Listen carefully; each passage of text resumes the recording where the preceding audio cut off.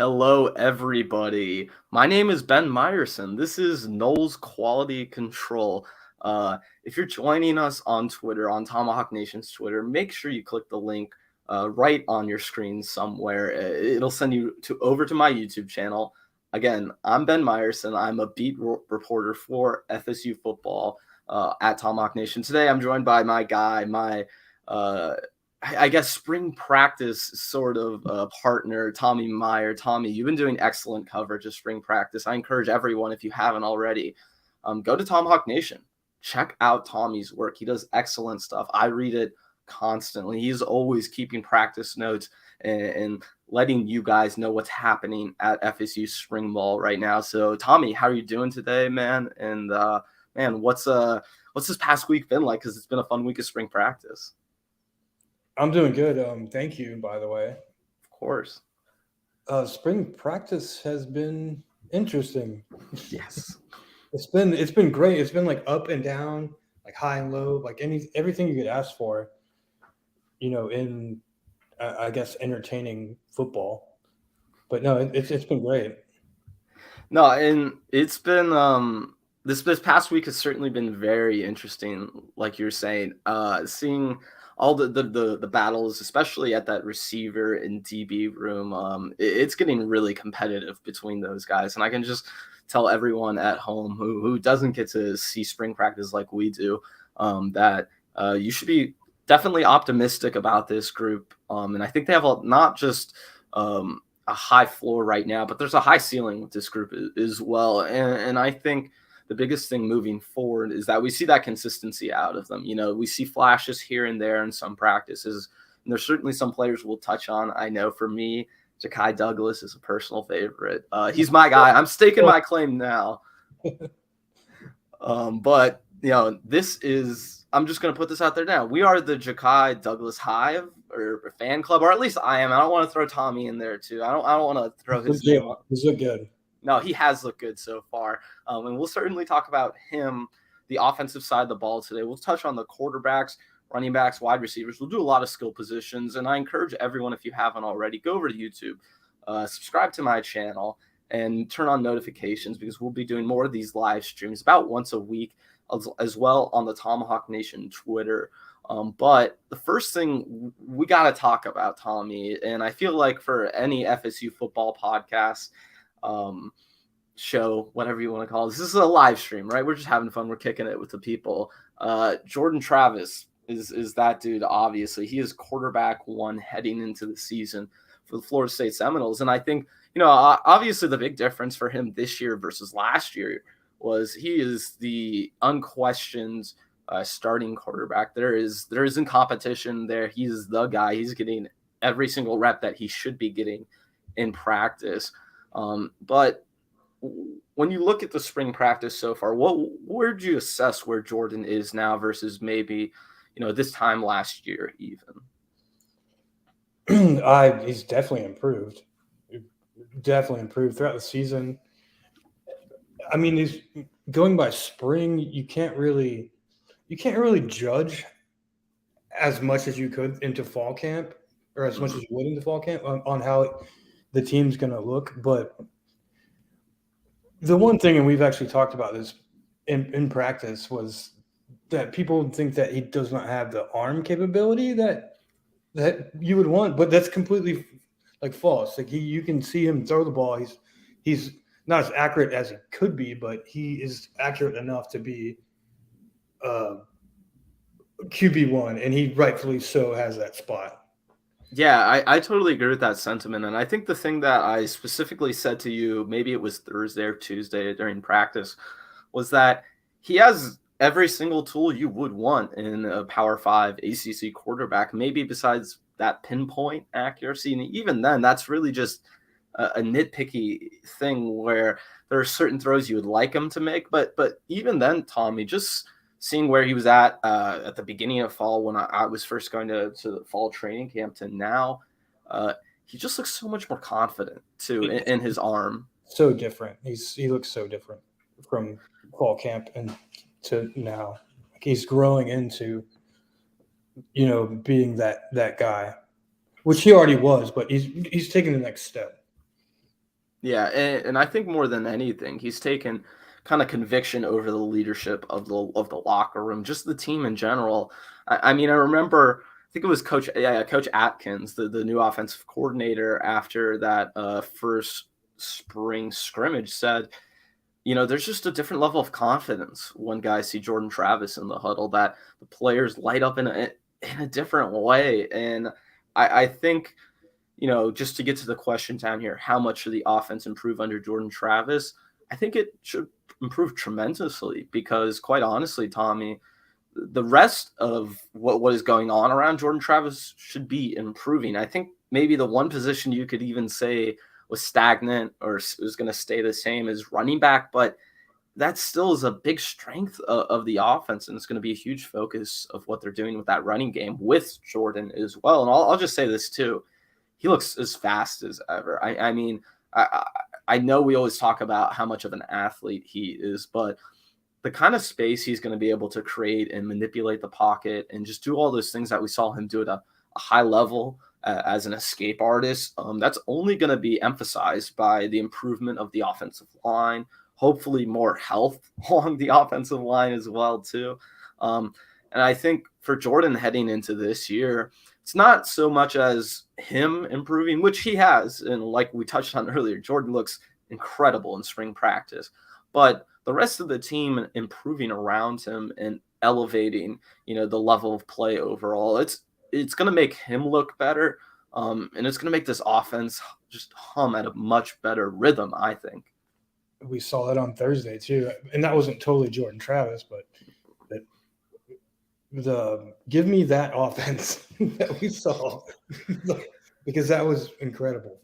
Yeah, no, Thursday was a really special day. I mean, obviously we can't talk super specifics, but I mean, there were two throws at the end of practice, one to Malik Mclean and I think the other to Micah Pittman that were just, I mean, I was, complaining about Jordan's accuracy earlier. I'm sorry. He's hitting you like 40-yard outs, like deep balls that he just maybe he wouldn't attempt before, or maybe there would be a little hesitation. Now I think the biggest thing, Tommy, with him is, man, that hesitation, it's kind of dissipated a little bit, and it's really turned into he understands exactly everything he can do, and it really seems like things are coming together where he can make those split-second decisions, and he doesn't even question it. He knows what's happening, and he's just so confident in what the team can do and what he's seeing. I totally agree. Yeah. The confidence is being built or being improved upon. For sure. And we'll talk about the wide receiver position later, but I mean, I mentioned two guys already, Malik Mclean, Micah Pittman in particular, I think are going to be a big part of this offense and are going to get a good target share. In particular, I think, Malik, he still has a lot of room for growth, right? But it's obvious that the connection Jordan Travis has with both him, Pittman, and Ja'Kai Douglas, I don't want to say it's above the other players, but there's just a certain comfort level he has with these guys where it just looks easy a lot of the times in these spring practices. Yeah, I think that comes with just being in the system, to be honest with you. He's got all the physical tools. I think learning the quarterbacks, and like you said, getting a jive with the quarterbacks, I think is really helpful for him. Malik Mclean. And Pittman is pretty damn good, so far. He's made some great throws along with McLean. Johnny Wilson, another one that really stood out to me. There are at least some things to be hopeful about in the wide receiver room, and those three, along with Douglas, are a part of that. Yeah, and I just think, kind of wrapping up this topic for Jordan overall, it's not so much that he wasn't the guy he should have been last year. It's that the rest of the guys around him, just whether it be due to injury or just strange circumstances, there were all kinds of situations where the onus was put on Jordan to go above and beyond and to be the ultimate playmaker, when in reality, Tommy, that's not just that's not going to be what he's going to be asked to be this season. He's going to do some of that still to a certain extent, still going to be a huge part of the offense. But these new receivers having kind of a quality room with so many guys who can do different things, it should take some of that pressure off of him that we might have seen last season. Yeah, definitely. Yeah. And I think, the other kind of, we're talking about the quarterback position right now. We're obviously spending a lot of time on Jordan because he is the guy, but he did miss time last year. There were some games that you obviously would have wished that Jordan would have been in, but he missed, whether it was the game after, I believe, Halloween, where the entire team had the flu. But then he also dealt with some injuries, kind of a little nagging injuries. But when you're looking at, the fall, kind of where they're at with the quarterback position, do you believe they need to bring in a quality backup quarterback for Jordan Travis? Last season, they were in a unique situation with McKenzie, but doesn't really seem like they might have that same opportunity to do that this year. I think that you're not going to be able to get the quality quarterback that you want to transfer in to play QB2. It's kind of a scary situation with Travis, because if he does go down, you're going to go into Rodemaker and then into Duffy. And not saying they're not capable, but in order to bring in a quality transfer quarterback that could replace those two, like QB2 and QB3, I don't think it just doesn't seem plausible. If it happens, then great. That would be great. But I don't think there's one out on the market, and I don't think that there would be one that's willing to come in, to be honest with you. No, and I think that's the part of it too. Even if there were those quarterbacks who were available, like we saw early in the transfer portal period, why would those players necessarily want to come to Florida State? And that's not a knock on what Mike Norvell is doing. It's because of the quarterback room. I mean, obviously you have Jordan Travis, who's the unquestioned starter leader of the team. But if you're a young quarterback and you're looking to transfer schools, maybe obviously just, this is an example. Spencer Rattler was a part of that transfer portal class this past year. I mean, they have guys in place to take over in the future, and they're just not going to be giving that opportunity to that player that would be coming in. So I just think because of the position of where the quarterback room is at, it's just tough, man. Like they could try and bring in someone, but again, what kind of promises can you give that player? I just don't think that opportunity is there for that backup quarterback. Although I think there's not a huge need, but there's a need there, Tommy. I mean, they need to figure out who that's going to be, even if it's between Tate and AJ Duffy. I mean, they have to figure out who that is early, because they don't want to get into, let's say, first game of the season, right? If you have to go into that next game to LSU without Jordan Travis, and you're missing Jordan Travis for 2 or 3 weeks at a time at any point in the season, that is a really tough spot for this team to be in. Definitely. You hit the nail on the head. I think that's progressing through fall camp. You might see somebody start to break away. And I think it's going to be Tate Rodemaker. Nothing on AJ Duffy. I think that he's great, and I think he has all the tools. He's just new. But I think that I wouldn't feel comfortable with Rodemaker at the head against LSU. But if that's something we have to do, or they have to do. And I feel like that's the question that we're really asking ourselves with this backup position is who do you go with in that situation, Tate or AJ? And you know what? I would lean to say Tate right now, but I think that all depends on where AJ is at the beginning of fall camp. I want to see fall camp play out, I think, before I make that type of judgment, I guess. But would you want, say, Chuba Purdy? No, I mean, that's the thing. I mean, yeah, no, I think there isn't an easy solution for this role. I think the easy solution is that Jordan stays healthy the entire year, right? That's the easiest solution for Mike Norvell. That's what he would tell you, I think, if you were being honest. Exactly. So keep your fingers crossed. And I also think part of that, in part of what Jordan's been doing this offseason is probably building his body up in that way. You know, they've talked so much about the strength and conditioning program. You just hope. I mean, Jordan, I think with his body type, he doesn't want to put on too much weight, but he also probably has a harder time putting on weight than maybe some other guys. So just finding that fine balance for him and trying to hopefully, with a more healthy offensive line, with better playmakers, avoid those collisions, those hits that were scary last year. That's going to be a big part of what they do for this quarterback room, because to me, I mean, the number one factor on whether the Seminoles will be successful or not this season is Jordan Travis's health. The number one factor definitely is I totally agree with that. Yeah.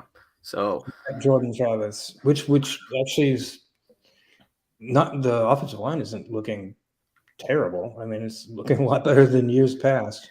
No, and it's looking much improved. And I think the thing with the offensive line room is that obviously you need health to go your way. You need to be more healthy than you were last season. But they also have a lot more depth, I would say. And they have a lot more guys that if one guy does go down, they can find that replacement, where that might have been just so much more tougher last year. So I think that should help the room, but they still have some pretty raw guys in that room as well, some really young guys. So I know they're high on, but they probably don't want to put in those in-game situations quite yet, and just they aren't ready or there. But let's move on to maybe the most asked about position, Tommy. It's the thing I feel like we've been trying to watch for the most at this spring, or at these spring practices. It's the wide receiver position. Obviously, last season, let's just say it was a forgettable year at that position. One FSU, yeah, wasn't particularly impressive. But they obviously have some new guys coming in. There's going to be an influx of transfers. I mean, there were 4 brand new transfer guys who could see time. Obviously, the Winston Wright situation is a little bit different. And I know we're all, thinking about him. That's just so tough. And we're hoping he gets back and he's able to come back and play football soon. But when you're looking at this returning receiver room, are there any guys in specific that you think are dominating, or once we do get into fall camp and once we actually get to playing ball, you think any of these guys are going to really separate themselves? I think you're talking about just returners? Yeah, just returning wide receivers. Man, people are going to hate me for saying this, but Helton looked really good the first couple practices. Yeah, I know you laugh. He did. No, he looked really good. No, he did. I mean, the reason I'm laughing, Tommy, it's not because he didn't look good. Let me clarify, because that was kind of a big reaction. Just the way FSU fans feel about Keyshawn Helton. I feel bad for the guy, man. He was looking good at the beginning. He kind of got overshadowed by, Douglas, McLean, Darian Williamson, Josh Burrell. Thank God he's back because he's good too. Kentron Poitier. There's depth in that room that is developing, and I like that. With the offense, it possibly could be a transfer, but if we're talking about transferring wide receivers, then I think I'm in a good spot, because that means the wide receiver room is deep enough to where people don't think they're going to get playing time and want to go somewhere else.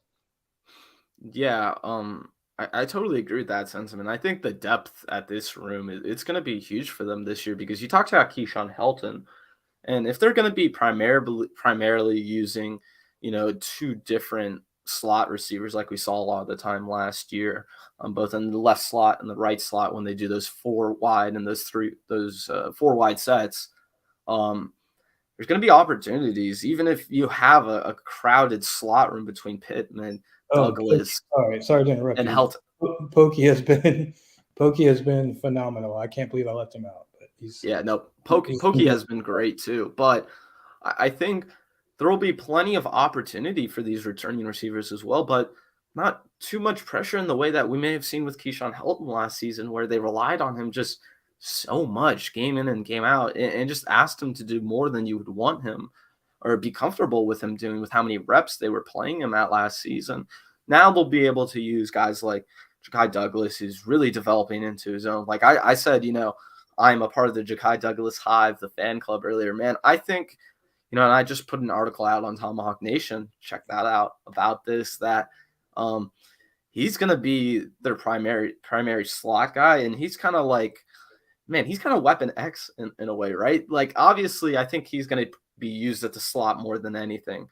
But if you look back to his high school stuff, this is a kid who was playing quarterback, kick return, and wide receiver as like a junior at 5'9". And he looked like a little Kyler Murray. Like not gonna lie, man. The way he was moving, the way he was running around, manipulating the pocket.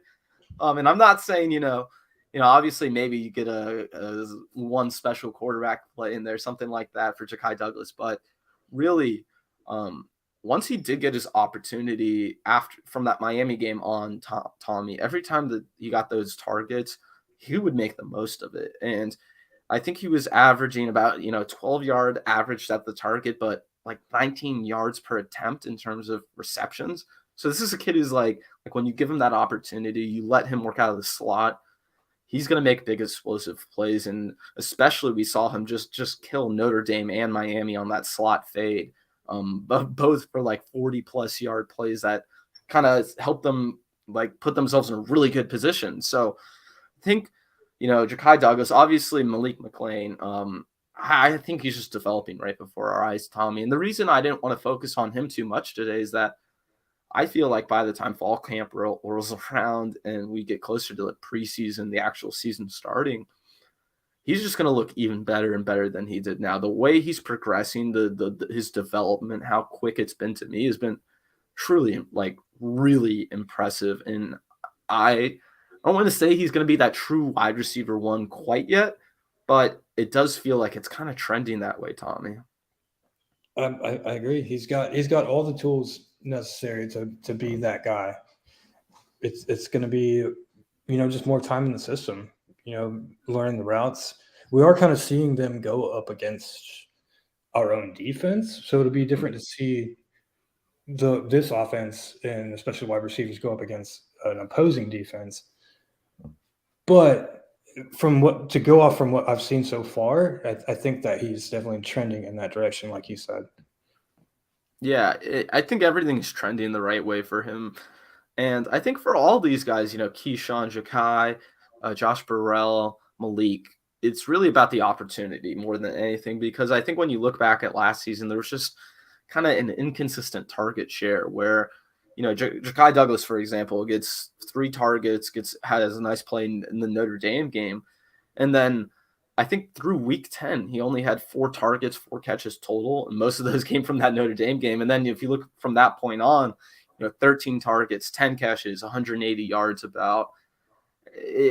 For all these guys, it's really going to be about when they get their chance and how FSU's offense is trending. Because I think the biggest struggle that they had last season was just having receivers who would win one-on-one. And because they didn't have guys who were consistently doing that, it just makes life harder for everyone else, where, Keyshawn Helton, for example, can't, work out of the slot in the same way that you would want him to. And he's maybe getting, more focus put on him in these games when that just wouldn't happen in the way that they want to operate this offense. So I think in terms of optimism for this position, the quality of depth is really where the opticism is for me, Tommy, because, one person, getting better is great, of course, but I think everyone else getting better is just they're all going to improve themselves. And I think the room should be a rising tide this year. Everyone should be better. It should look a lot different this upcoming season. No, it absolutely should. And we do need to make sure we specifically focus on some of the new guys who are going to be in this receiver room. Johnny Wilson. I mean, really, I think he was one of my favorites at the beginning of camp, because I think when I first walked by him, Tommy, we're allowed to be on the practice field. We get to see everything up close and personal. I walked by Johnny Wilson. I went, I looked at you. I went, holy shit, he's huge, man. Because like not only is he like I think physically his weight and everything, that's a whole separate thing, but his actual height, like he is probably the tallest player on the football team, and I don't even think there's a close second, Tommy. No, no, not really.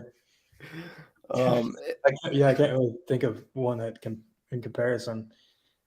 No, I mean it'll just be interesting to see how they use him. Obviously, I think he's going to be more of like a jumbo receiver in the sense that they'll use him a lot in the run blocking. He'll be a huge part of the run game. I think, that will be, when you look at them pre-snap and try and see what's going on. If Johnny Wilson's in, I'm going to say about 60-70% of the time it's probably a running play, right?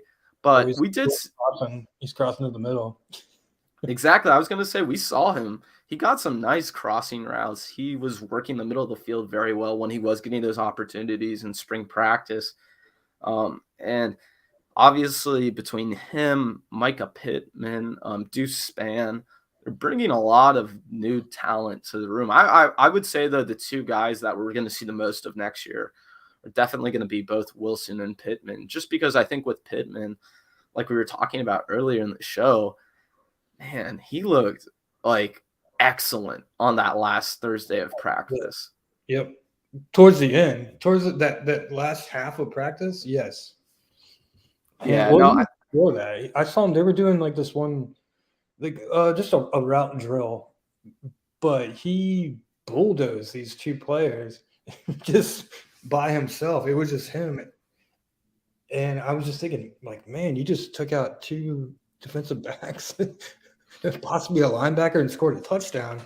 So it's just that the lower body strength of him is very, very remarkable.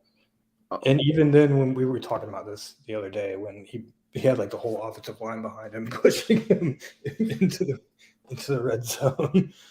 But no, that was pretty good, man. And I think the thing with Pittman, like you said, his body type, like he's a really small guy, but man, does he pack a punch. Like he is a small guy in stature, but kind of his lower half, his core.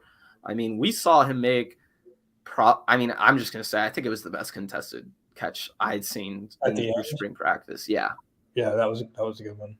And yeah, no, we were right. Like it was in the end zone, and we saw how it happened. And I literally saw him do like players, wide receivers, so they always talk about the toe tap drill all the time. He put it on full display, and I literally saw a play where if this is the end zone, he just has 1 foot and he fell like face first into the turf. That was like a textbook clutch play in the practice. The 1 foot down, and I don't know. That was a great experience just to even watch that. But no, it's really cool to see these football players, these athletes do that kind of stuff, man, because that was really impressive by Micah Pittman, that play in specific. And I think, like we mentioned it earlier, he's kind of Jordan Travis's like one of his favorite targets early right now. He's getting a lot of targets, and he's definitely going to get his opportunity.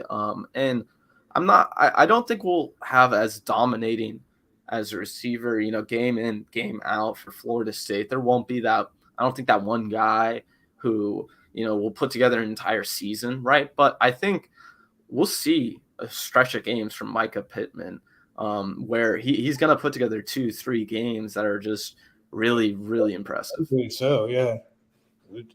Definitely. I expect to see that, and I'm excited to see that. I think there's a lot of potential with Pittman. Yeah, and in terms of the last guy we should probably touch on, Deuce Spann. I still think he's kind of a developmental player. He's obviously converting from quarterback to wide receiver.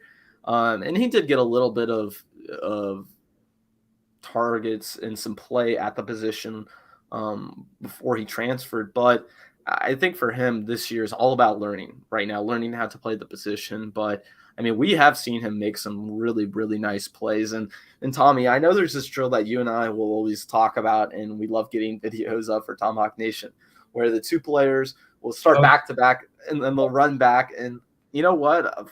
I think it's a weird drill, honestly. But it's always a fun one to watch. Oh, it is so much fun to watch. And Deuce Spann is one of those guys.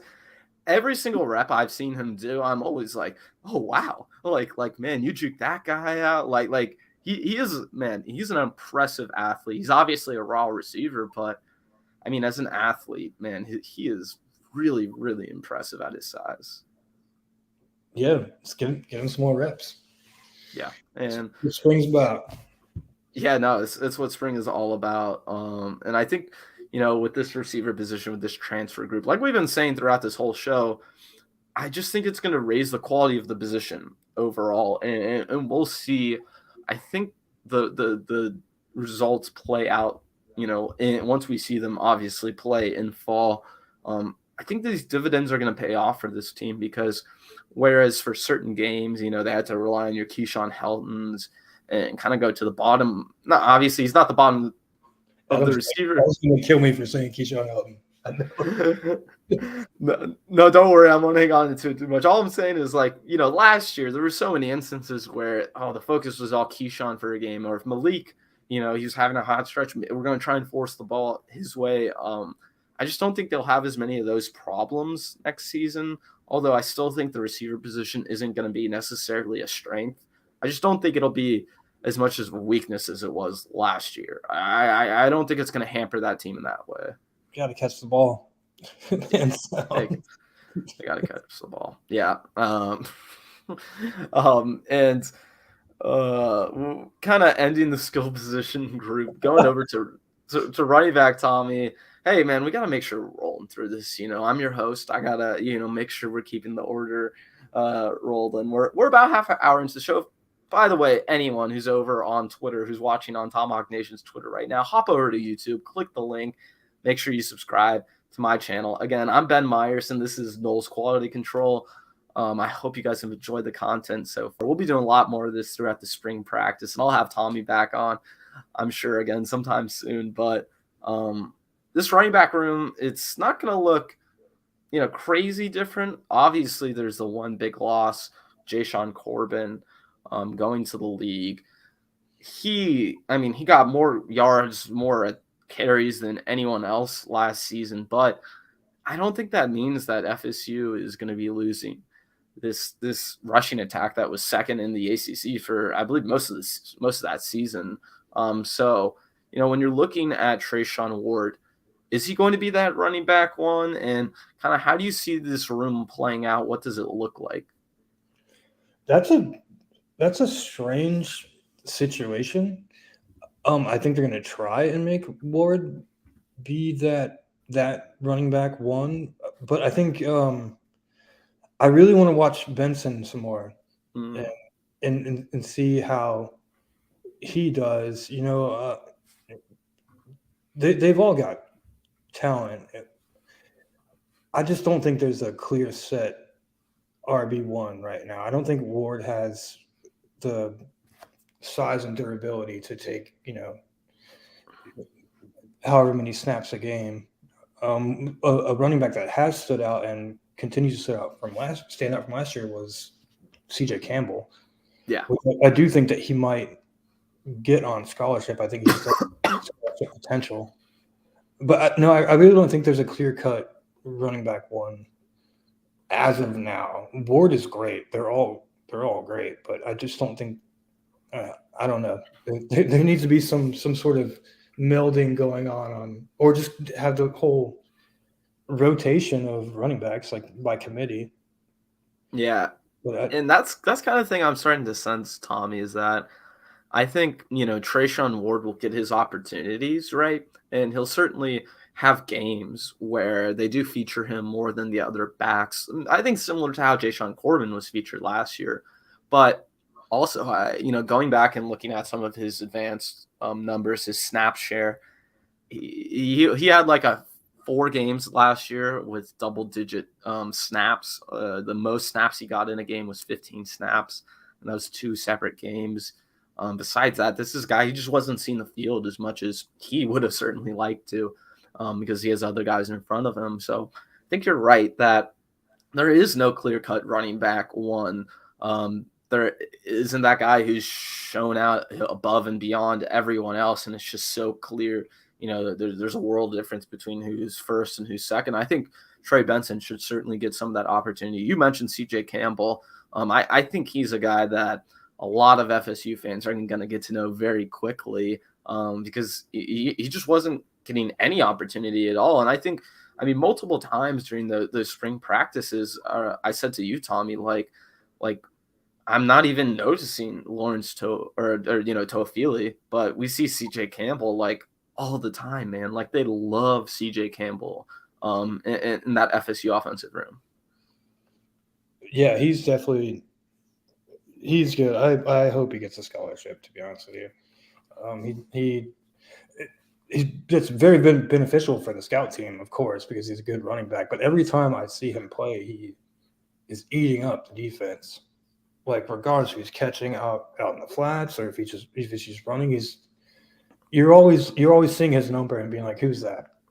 That's exactly what I was going to say, Tommy, is that he's wearing that number 22 that Ja'Kai Douglas was wearing last year. And at the beginning of camp, I kept seeing him. I'm like, man, Ja'Kai's looking great. And then I realized, I'm like, oh, no, that's CJ Campbell. That's right. He's getting plenty of opportunity. And, man, like you were saying, I think he deserves a scholarship. Absolutely. This is a guy who, for as much as they're using him, they need to make sure they pay it forward to him in that sense. And I think the way this running back room is going to play out, like I said earlier, I think each guy is going to get their opportunity. Treyshawn Ward will certainly get the first crack at it, but I wouldn't be surprised if, 2-3 games in the season, everyone's like, man, Trey Benson, running back one, like this is the guy who should be getting more carries than anyone else. But I also think, Tommy, that it's probably going to be very similar to how the running back room was handled last year. Just, game to game, drive to drive, half to half. They're going to give whoever has the hot hand the ball. Yeah. I think that's Mike Norvell's style, regardless. But yeah. No, I totally agree with you. No, and I think it is his style. But like we've been saying, I also don't think there's any player that has stood out in that kind of way. I think by the end of the season, if I had to say right now, Treyshawn Ward would, I assume, would lead the team in attempts. But I also wouldn't be surprised if, there's a list of 3 or 4 guys who I think could all do that. And we'll certainly see how that all plays out. But I think right now, Treyshawn Ward is the leader. If we had to put odds on it, like Vegas odds, he'd be the odds-on favorite. But I think there would be a lot of guys who you would put right up there with him who, hey, if they get the right opportunity in the right game, a quarter or half even where they get the ball, they could show that they're that guy and they're running back one. So I think, like you said, look, Mike Norvell, he's not just going to go to one back the entire year. That's not how he does things. But I also think this group lends him to kind of experiment a little bit and try some different things out and kind of game plan to game plan, do something different. It's definitely going to be interesting to see how that works out. Yeah. No, and I think that's a really fascinating room. But that's going to be it for us guys today. This is such a fun stream to do. Again, I encourage everyone, if you're over on Tomahawk Nation, go over to YouTube, search Ben Meyerson. You can find my name. It's going to be just a picture of me. And if not, go to my Twitter. I believe it's linked on the Tomahawk Nation live stream. You guys can go find all of the information there. And make sure you're on Tomahawk Nation, reading Tommy's articles, which are great. He is always putting practice notes out and letting you guys know what's happening in spring ball. So, you guys hear us talking about it now. You want to see more of that. You want to hear more. You want to read more. Go to Tomahawk Nation. Go check out all of that stuff that we have going on there. And again, I'll be back sometime later this week, maybe next week. So give me a follow. I'll keep you guys all updated on how that's going. But I want to thank my first guest, Tommy. And Tommy, thank you so much for coming on, man. This was such a fun time to it was a good do time. This. Yeah, and I'm so happy to have you. And I'm sure I'll have you on again because, as everyone can tell, we spent a lot of time together in spring practice. We've been talking about a lot.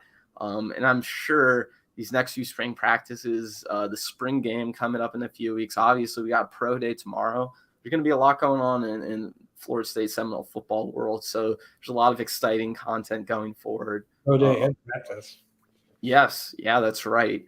So thank you everyone for watching. If you have along with us, I'll see you guys next time we do this, and thank you so much. Have a great week.